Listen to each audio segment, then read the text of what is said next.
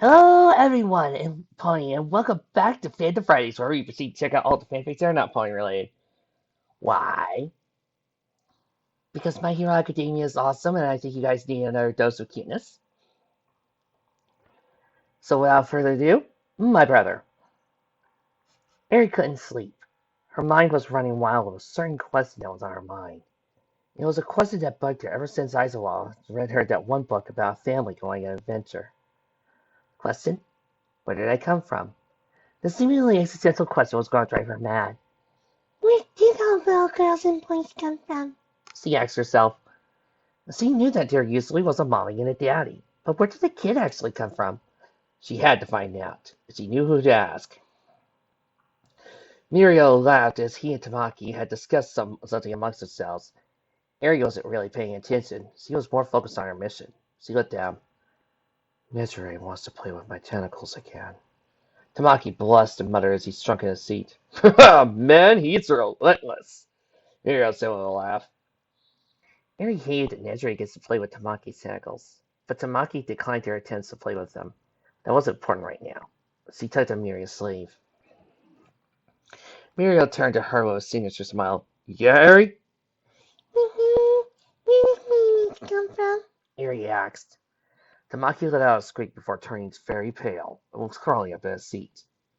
Miriam, on the other hand, stared at her for a long second, smile passed her his face, but slightly more forced. Well, can't say I was expecting that. Well, Eri, babies are made when he heard the ringing of the bell. Saved by the bell, Tamaki. Grabbed his buddy and ran off. Eri cried, Jippy bell.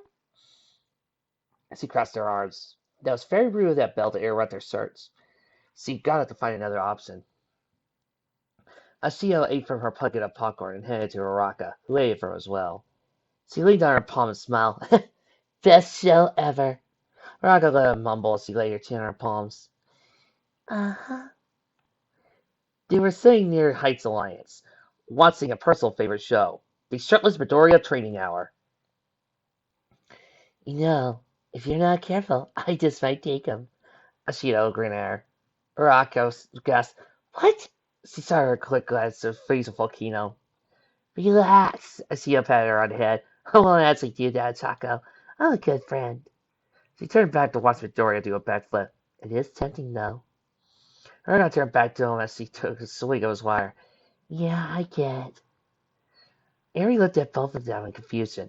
She never understood the fascination some of the students had with watching Midoriya train shirtless. She poked Uraka, causing the girl to turn. Oh, did see you there, Eri. I wonder if he'll let us have one little... Asio was poked by Uraka, turning in Eri's direction. Hey, Eri. Eri poked her fingers together. I'm feeling twisted. What is it? Uraka cocked her head. There was an audible oof as Midoriya missed a kick and fell softly on his butt. Raga began to move her mouth. Well, I'm sure that's a question. She turned to see a dust cloud where Ashita was. The sound of a door slam was heard. She let out a small growl of frustration. So... She looked at Eri. Midoriya walked out to him, towel draped over his shoulder. I got this, Araka. He smiled nervously at Eri. You see, he called, man. He saved his hand to an ocean and put his finger through it. And then he clenched his finger hard. Ah! His eyes closed as he promptly fainted to the ground. Deku! Araka ran to him, picked him up. Well, he's knocked out. I'm going to have to take him to recovery, girl. So, ask someone else. Sorry! She ran off with Midoriya in tow. Eri pouted. She was feeling very unlucky. Kirishima wants to see her ran by them. What was she's running for? Kaminari smirked as he hit the bullseye of the dartboard. 50! I'm catching up, Bakuo! Bakuo scoffed. Please, I'm the king of darts, remember? He grabbed 3 darts and walked where Kamari was standing before. Kaminari stood behind him. Oh, I have full confidence that today is the day. Cyril led to the couch. You've been saying that all week, buddy. Kirishima was standing next to him. They noticed Eri coming out to them. Hey, kiddo! He smiled as he walked up to her. How's it going? Eri crossed her arms and stomped her foot. I'm fixing. Kirishima crashed down on her level. Why? question is nothing. Ari stopped her foot again. Kirishima cocked his head. Well, what's the question? Ari looked down with big eyes. Where did it come from? Bakugo's dart flew off, away from the board into the wall. Kaminari looked at Ari in shock, and then patted Bakugo's shoulder. I'll let you have that. Bakugo was staring at her. Yeah, thanks. Shiro got up. I'm going to watch for a certain great gremlin. He was still walking off. Kirishima, on the other hand, was staring at the ground, attempting to process the question. Well, that's a perfect question, he smiled at her, that Kaminari can answer. What? The electric hero question was pushed forward by Bakugo. Seriously? He glared at Bakugo. Think of this as revenge for the cooler incident, a-hole, Bakugo whispered in his ear. Kaminari looked out at Eri, who looked up at him with big, wide, expectant eyes. Innocent eyes that Kaminari was asked to ruin. He gulped. Well, he touched his collar. Babies Eri come from. He took his finger, put it through the hole in the other hand. When a mommy and a daddy love each other very much. He put his hands down. Storks. They come from storks. Eri cocked her head and frowned. She turned and walked away. Kirishima looked down. Storks? A panic! Kaminari shouted. Storks? Storks weren't real. Eri knew this because storks only existed in those American cartoons that Miss Joke would show her when she visited. Eri was getting nowhere with this, so he decided to go to someone who knew a lot of information. So he knocked on Yasurosu's dorm door. The owner opened and looked down. Oh, hey, Eri. Come on in. So he smiled as he let Eri in.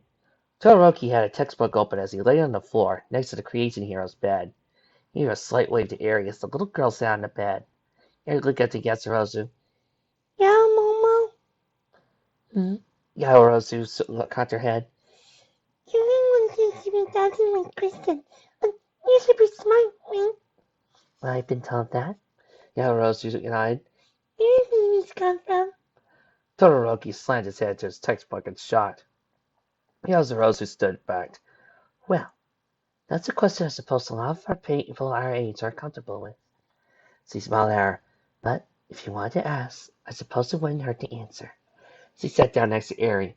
You see, when a male and female love each other very much, the sperm fertilizes the egg inside the mother's womb.